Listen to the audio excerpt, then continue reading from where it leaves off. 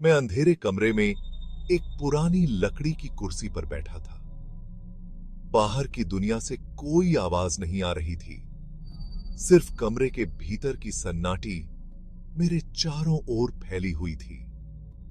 दीवारों पर हल्की सी नमी थी और छत से एक टूटा हुआ पंखा धीरे धीरे हिल रहा था, जैसे किसी पुरानी भूतिया हवेली का कोई हिस्सा हो। सामने सिर्फ एक मध्यम जलती हुई लालटेन थी, जिसकी हल्की सी रोशनी मेरे चेहरे पर पड़ रही थी। ये वो जगह थी जहां से डरावनी कहानियों का सफर शुरू होता है।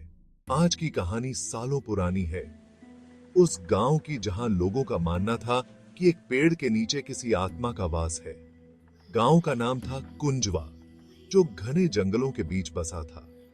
वहां एक बड़ा बरगद का पेड़ था, जिसकी शाखाएं इतनी लंबी और घनी थीं कि सूरज की रोशनी भी मुश्किल से पहुंच पाती थी। गांव के लोग कहते थे कि उस पेड़ के नीचे कभी मत जाना, खासकर रात में, क्योंकि वहां कोई रहता है, कोई जिसे देख पाना इंसान के बस की बात नहीं। ये बात तब शुरू हुई जब गांव के पास वाले खेतों में काम करने वाली लड़की सविता अचानक एक रात गायब हो गई। लोग कहते थे कि उसने उस रात घर लौटने के बजाय बरगद के पेड़ के पास से शॉर्टकट लेने की गलती की थी। उसके बाद उसे किसी ने नहीं देखा। कई दिनों तक लोग उसे ढूंढते रहे, लेकिन उसका कहीं पता नहीं चला। एक हफ्ते बाद गांव के कुछ लोग जंगल में उस पेड़ के पास पहुंचे और देखा कि सविता की चूड़ियां और दुपट्टा पेड़ की जड़ों में उलझे हुए थे, जैसे किसी ने उसे वहीं पकड़ लिया हो। लेकिन सविता का कोई नाम और निशान नहीं था। उस दिन के बाद से गांव के लोग उस पेड़ के पास जाने से डरने लगे। लेकिन सबसे डरावनी बात तब हुई जब एक रात गांव का सबसे बहादुर आदमी रघु ये साबित करने के लिए उस पेड़ के पास गया कि ये सब बकवास है।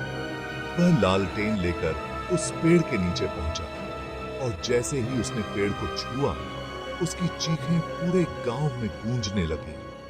लोग दौड़ते हुए वहां पहुंचे, लेकिन रघु कहीं नहीं मिला। सिर्फ उसकी लालटेन जमीन पर टूटी हुई पड़ी थी।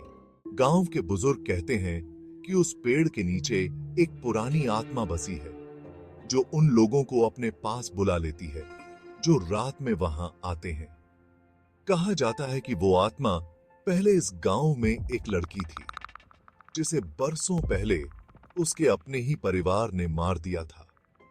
उसकी आत्मा अब बदला लेने के लिए भटक रही है, और जो भी उस पेड़ के नीचे जाता है वो कभी वापस नहीं आता। आज भी जब उस गांव में रात होती है तो लोग अपने घरों के दरवाजे बंद कर लेते हैं। कोई भी उस बरगद के पेड़ के आसपास नहीं जाता।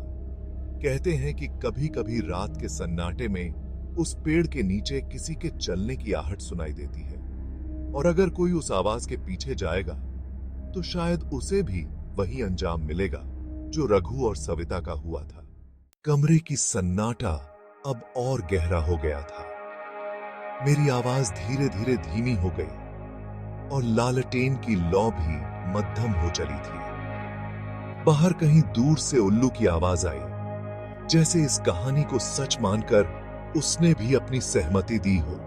और मैं अब भी वहीं बैठा था, अंधेरे में, उस कहानी के साए में।